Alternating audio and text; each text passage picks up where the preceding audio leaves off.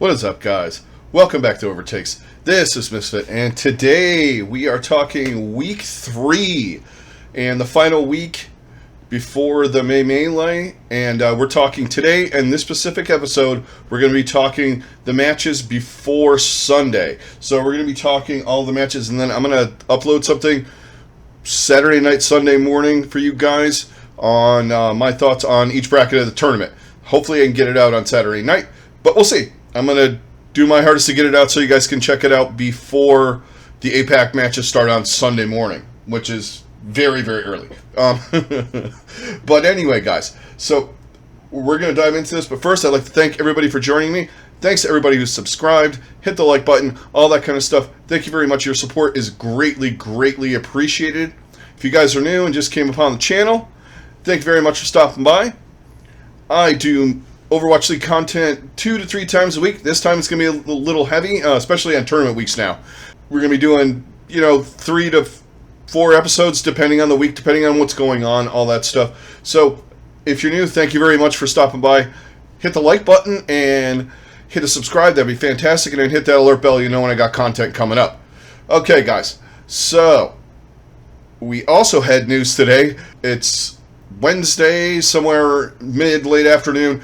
And we got a new skin. I haven't really talked much about the viewer perks things. I'm all for it. I loved it when they started doing that stuff with the Overwatch League skins the first year on Twitch, and the second year, and then we finally started getting stuff rolling on YouTube. It's been okay. I've gotten my skin tokens and all that stuff. It is what it is, and the amount they charge, or not charge, the amount you get. I guess for watching is the same as it was on Twitch, except for there aren't those big 100 token drops, which happen quite a bit. But there might have been more tokens that they gave away, it seemed like. I don't know. But now they're giving away full skin. So I guess if you watch 4 hours over the whole weekend, from what I read, you get the Mei skin. Yeah. This skin's not bad. I have opinions on skins. This one, she looks like an MMA fighter. I mean, that's for sure. And there's a lot of subtle hints as to it being Mei. I mean, she's got the braids like all the girls that fight in MMA have. And she's got a couple bruises on her face and all that. And she's got boxing gloves on. And there's like different clues. And I believe Snowball is actually a ring bell. So it's kind of cool.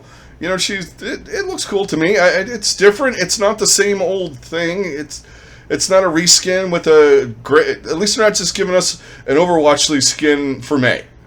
Just the gray with the Overwatch League logo on it in 5 different places, and then that's it. Ooh, look, here you go. New skin. This is actually a new skin that they worked on for this. So I'm wondering if they do it for all the tournaments or just this one.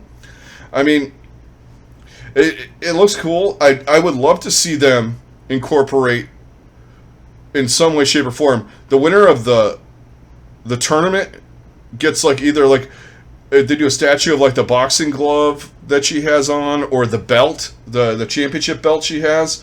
Something from that would be kind of cool for those guys winning the MMA tournament. I used to be a big NASCAR fan. I'm not as much quite anymore, but they always specialize in goofy trophies. You get pistols if you win Texas. There's one track I think that give you a grandfather clock. So weird shit like that. So I mean, I'm always that stuff's kind of cool. All right, so hey, watch, you get a Mei skin. Fuck Mei. I can't stand seeing her every 5 seconds. There's my opinion on that. So there's a reason why she's in the meta, I guess.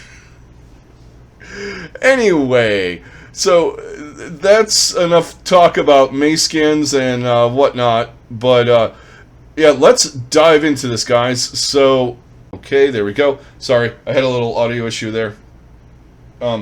Let's dive into the schedule. There's only a couple of matches I really, really want to focus on, and then we can talk about who's potentially in and out.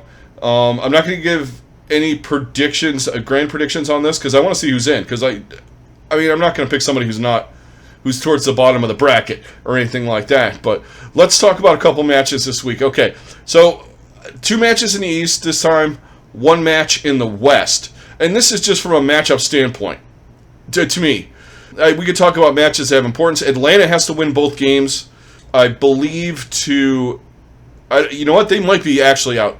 I'd have to figure out the maths on that. But The Gladiators, I think, are above them. There are a couple teams above them. Obviously, the teams that haven't played, it's all up in the air. I mean, Florida's 2-0. Could they go 0-2? Who knows? Doubtful. Same thing with Toronto. Yeah. So let's talk a couple of matches. All right. In the East, I can run down the schedule really quick. Let's go over it.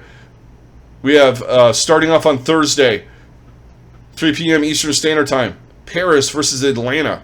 Then we have, following that, we have Washington versus Boston. Then to the east, we have the Valiant taking on Guangzhou, Seoul taking on the New York Excelsior, and the Dragons taking on the Spark.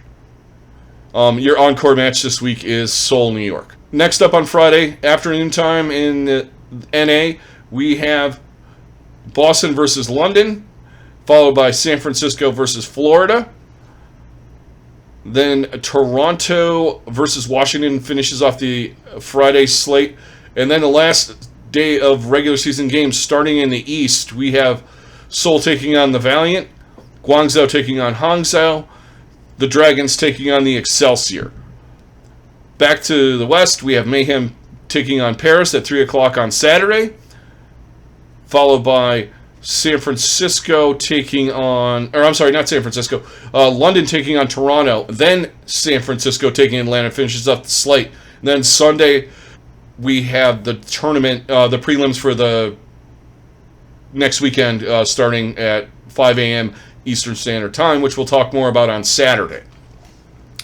So the matches I got picked out, the two of them are New York matches, and it's more for the, I want to see the other team more than New York. I wanted to do 3 matches. I usually do 3 to 4. I really couldn't find 3 that I really had my heart set on talking about that I was really super excited about. Minus the Mayhem and the Shock. But that's more for personal reasons. Because in all honesty, I think the Shock are going to, the way the Shock play Rush and the way Florida reacts to Rush, it could be ugly. That's if Rush is involved and all the things and all that. But I just think the Shock's play style versus Mayhem's slow play style, I think could be a problem for them. That's personal stuff out of the way. Okay, my fandom, done. Let's talk about the matches. So anyway, back to what I was saying. Dynasty, New York, and then I have Shanghai, New York, and then we're going to talk about Defiant versus Justice in the middle. That's the marquee matchup for the weekend. Weird to say with Toronto, I know. But they're 2-0 going against Washington, who are 2-0. Both had great first weeks. So we'll talk about that one in between Shanghai, New York, and Seoul, New York. So let's hit that Seoul Excelsior match. To the match. All right, Dynasty, New York. New York looked terrible against Washington. They looked lost. They said it was nerves a little bit, and I could see that. Don't know what's going on as far as some of the parts that they got.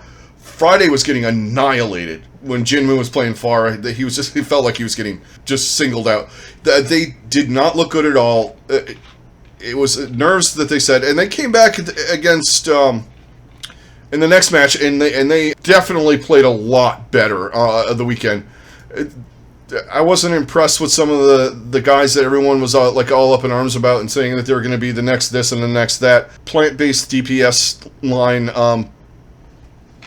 plus Guangboon, they look okay. I don't know if it's Jonak not playing in a different style or the players currently on the team buying into that protect the Jonak thing and let him do all the dirty work.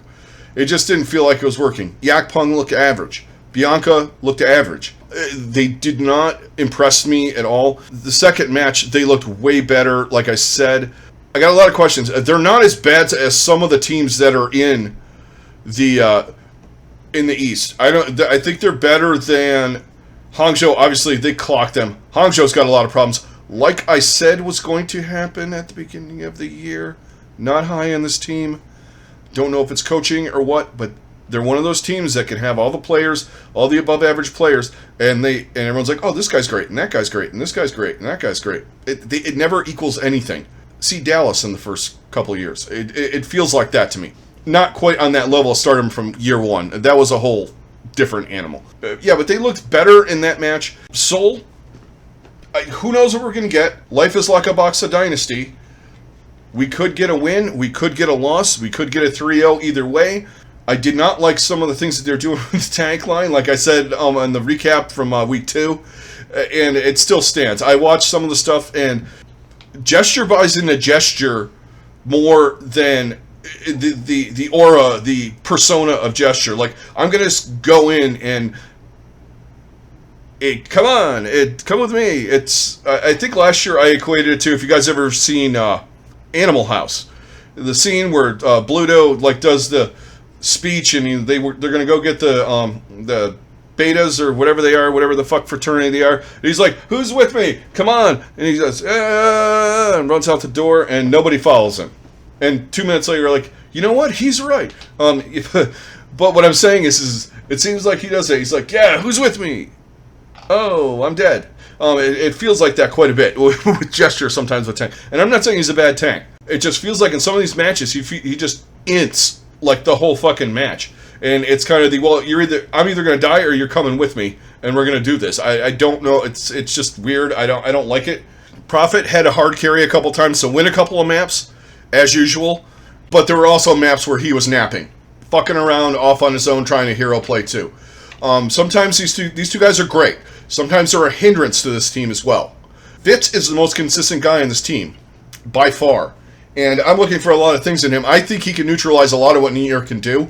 I think Prophet can as well, because if they saw anything that Chengdu did to New York, I mean, they're calling it nerves, but there's a lot of exploitable stuff, and Prophet has a really good Pharah. So, I mean, there's things that can happen in this match where Seoul is definitely the better team. Don't get me wrong here, guys. There's just a lot of things. I saw more that I didn't like from Seoul than I did. Some of the things I did like from Seoul, like I said, Fitz, decent. Their support line's okay. I'm on the fence about the Seoul support line right now. New York has an edge with Jonak. Sometimes with Jonak, I don't know. It's really hard to say. I'm going with yes. It's just the play style. They're not coordinated enough. They need more time. I think they're going to be decent. Everyone's talking scrimbucks and all that with this team, but you guys know my feelings on that. They are what they are. It's practice. No one's judging the NYXL on how they practice compared to how they play in a game. I'm just throwing random team names out, but you know what I mean. What I think this match is going to come down to is Gesture playing a more coordinated style than he did last week, and Fitz and Prophet doing their best to just annihilate New York. Because New York has the potential with that DPS line. They didn't look great last week, but those guys have potential to get hot at any given moment. And you throw them in with Jonak, that could be a scary proposition. I mean, you get Ivy on Mei a little bit more, and you can see what happens, but I don't know what kind of play style they want to run with that and all that. But yeah, and I think 2U played really well for them too. I forgot to mention him. Better than I expected him to do, so that's always a good sign. I'd like to see... I don't like rotating tanks, but I'm going to say this. I'd like to see Marvell in there to see what he does. Maybe not against New York, maybe against the Valiant, but Seoul does have to win both games, and so does New York. This is going to be an interesting matchup. I am going to go with the Seoul Dynasty in this one. 3-1. I think there's going to be a close map or two in there. I don't think it's going to be... In the end, I think Seoul's talent's going to win out in this, and they're going to take it 3-1 over the New York Excelsior. Let's move on to the next match. Potentially the best matchup in the West this week. We have the Toronto Defiant taking on the Washington Justice. Washington looked really, really good last week.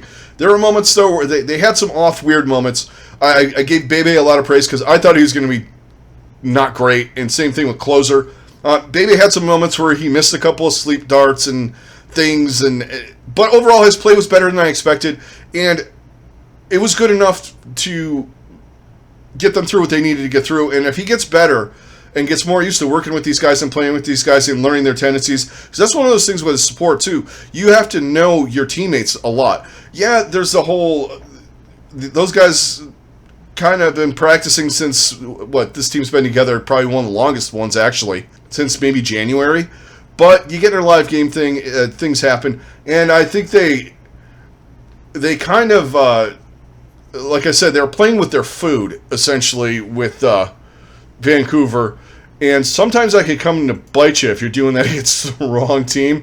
And I don't think they're going to do that this week, though, because Toronto looked really good.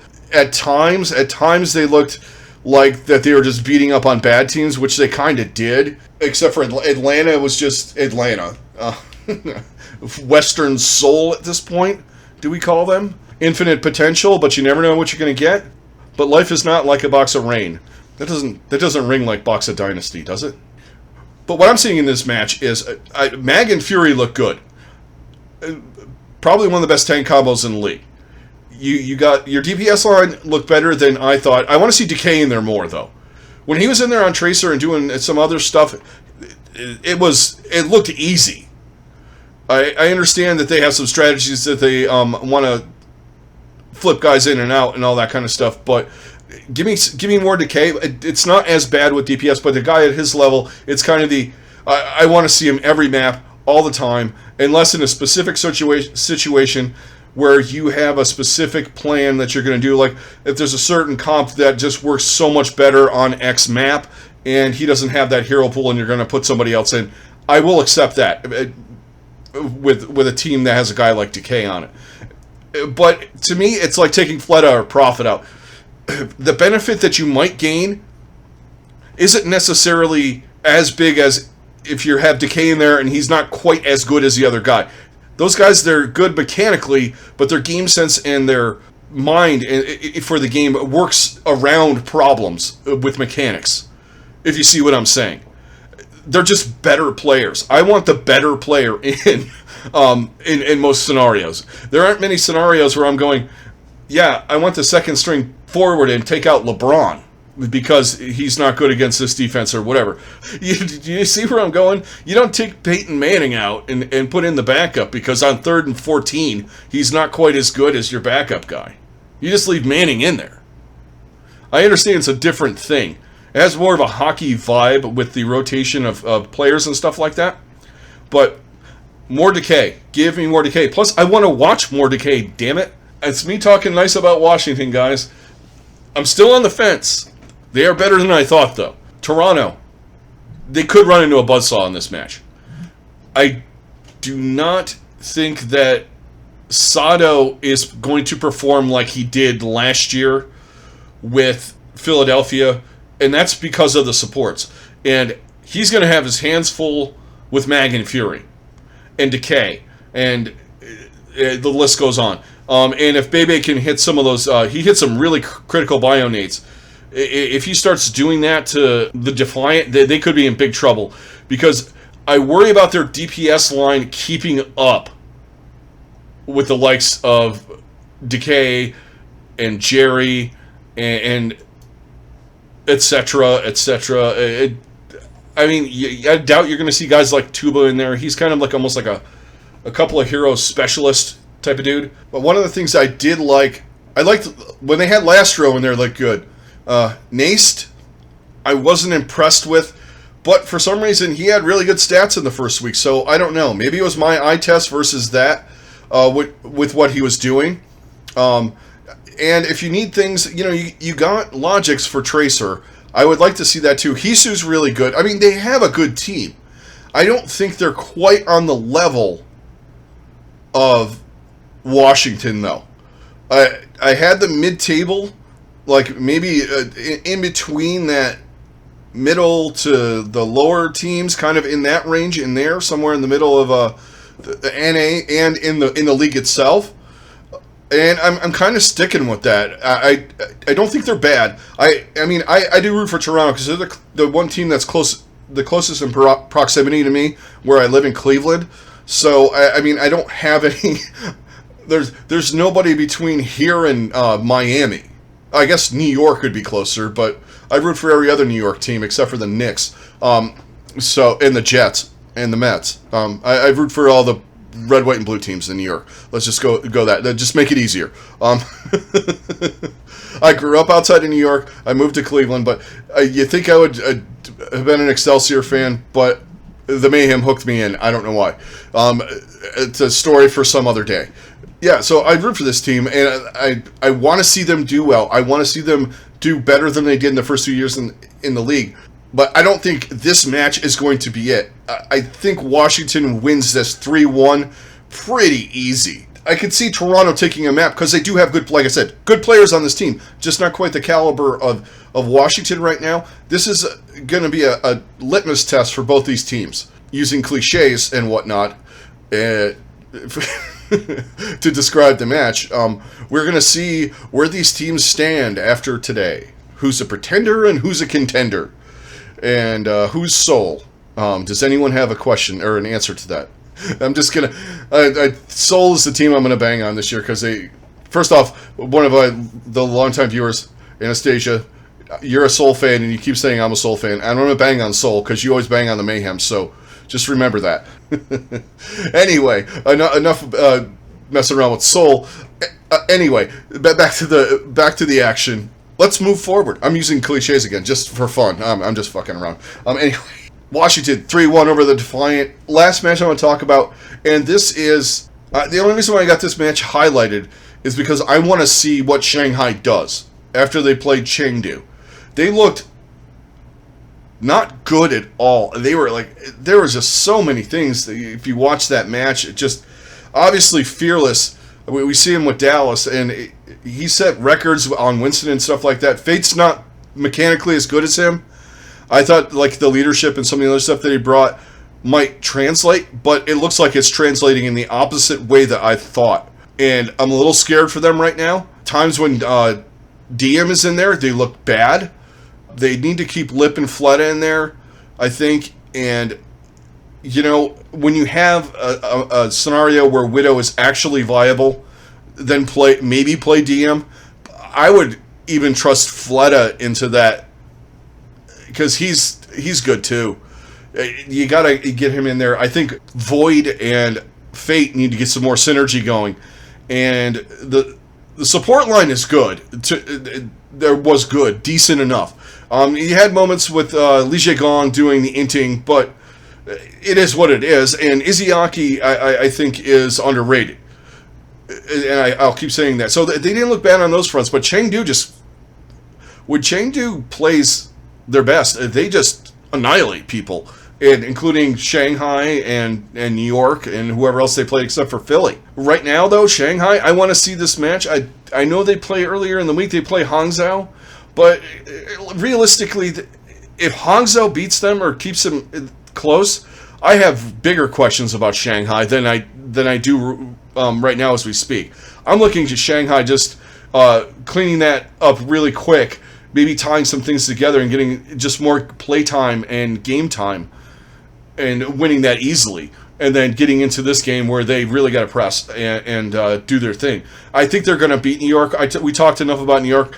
I don't think in any scenario that they match up well with New York. I think Jonak and Izzyaki at this point in their careers on this day in 2021, I really think that there's right with each other, with Izzyaki maybe being a tick better, maybe. And I'm not knocking on Jonak. He's one of my favorite players in the league. I mean, I have one of his damn T-shirts.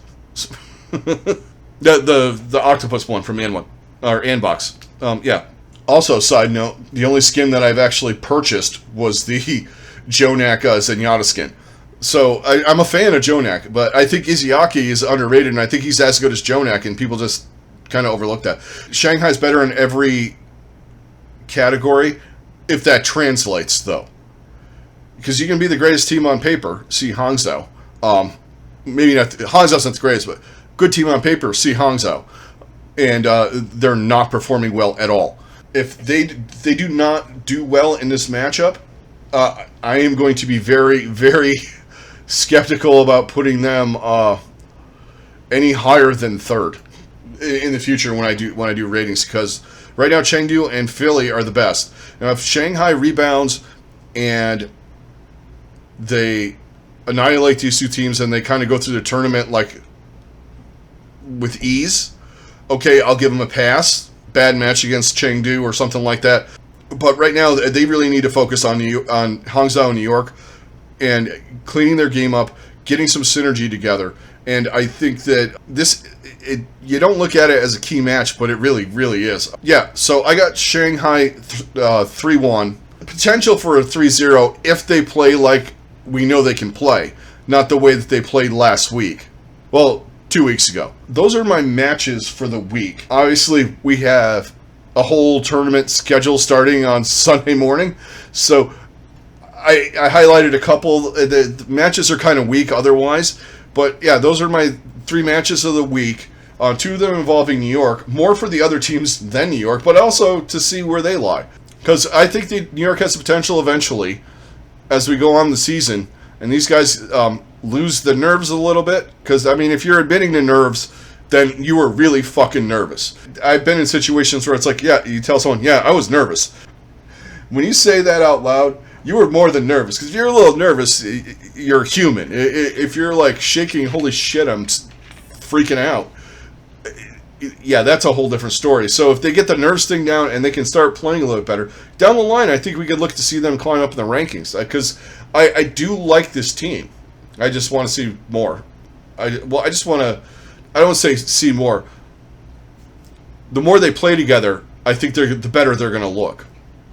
You can say that about every team, but this is one of the teams that you can definitely pin that on for sure. Okay, so now... it is time, guys. It is time for the rundown.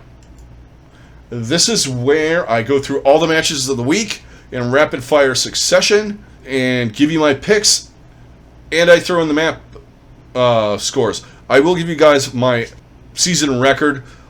I don't write them. I should write them down. I look at a schedule, and I look at the schedule, and I generally have the. Yep, I like them. I like them. I like them. The ones that on schedules where there's tight matches and stuff like that, I will write down. I'm usually highlighting the match anyway. I write down who I like and why when it's a close match. For top tier to mid to top tier teams. I'm not talking about when Guangzhou plays Hangzhou. That's a coin flipper, which we have that this week. Oh, and Guangzhou and the Valiant. But anyway, rundown. Rapid fire succession. All right, guys, here we go. Starting the week off, Thursday, 3 p.m. Eastern Standard Time, we have the Paris Eternal taking on the Atlanta Reign. I like Atlanta in a surprisingly close match. I'm going to take the Atlanta Reign 3-2 over the Paris Eternal. Next match on Thursday, Washington. We will beat the Boston Uprising 3-0. Boston, very disappointing. Washington continues to roll. Friday, from the APAC region, 5 a.m. Eastern Standard Time, we have the LA Valiant taking on the Guangzhou Charge. I'm going with Guangzhou, barely. Next match, we talked about this one. I have Seoul 3-1 over New York. I touched on this, but next up we have the Shanghai Dragons taking on the Hangzhou Spark. I like Shanghai 3-1. Back to the West on Friday, we have the Boston Uprising taking on the London Spitfire. I am going to pick an upset in this one, I guess. I'm going with London 3-2 in a semi-toilet bowl-ish match. Next up, we have the San Francisco Shock taking on my Florida Mayhem. I got to go with San Francisco. 3-1, not that close in my estimation. I want to be wrong. Next match, we have the one we just talked about. One of the ones we just talked about. We have Toronto taking on Washington. I like Washington 3-1. Saturday, we have our first match from the East. We have 5 a.m. The Seoul Dynasty taking on the Valiant Dynasty. We'll go with. Next match, we have a Eastern version of the Toilet Bowl. We have the Guangzhou Charge and the Hangzhou Spark. I'm going to go with Hangzhou in this one. I think they're just a minor tick better than Guangzhou right now. Next match, final one from the East. We have a Shanghai, New York. We just talked about that. We got Shanghai. Now back to the West on Saturday at 3 p.m. We have the Mayhem taking on Paris. I like the Mayhem 3-1. Saturday and next match, we have the Spitfire taking on Toronto. I got Toronto 3-1. And finally, to wrap up the weekend before the tournament, we have San Francisco taking on Atlanta. I like the Shock 3-0. Okay, guys, that is where we're at. So, that is the rundown. I'm just going to give you who I think is going to be in the standings. Get the top 8 on Sunday.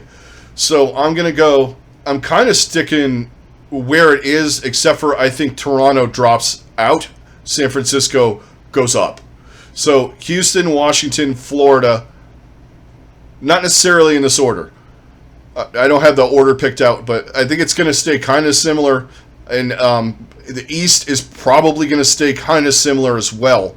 In fact, I would go with the East staying the same. I think Houston, Washington, Florida, Toronto, Dallas, or not Toronto, I'm sorry, San Francisco, Dallas, LA, Gladiators. I think that's going to be our tournament. Unless something happens, I don't know the exact whatnot and what have you with the records and the map differentials and all that stuff. With team or two might move up or down, but I kind of like where that is, and I think that's going to be a great first tournament and with the way these teams are playing. But that's going to do it, guys. So I will see you guys with a quick episode on Saturday night for Sunday's matches. We'll talk about those matches for the prelims for the tournament, and then, of course, next week we'll dive into the Mei Melee tournament itself. But anyway, guys, that is going to do it. Thank you very much for all of your support. It's greatly, greatly appreciated. All you guys that are new, thank you very much. If you could do the YouTube things, hit the like button, hit the subscribe button, all that stuff, that would be fantastic. This is Misfit. I'm out. Everybody have a good rest of your day. Stay safe, and I'll talk to you on the next one.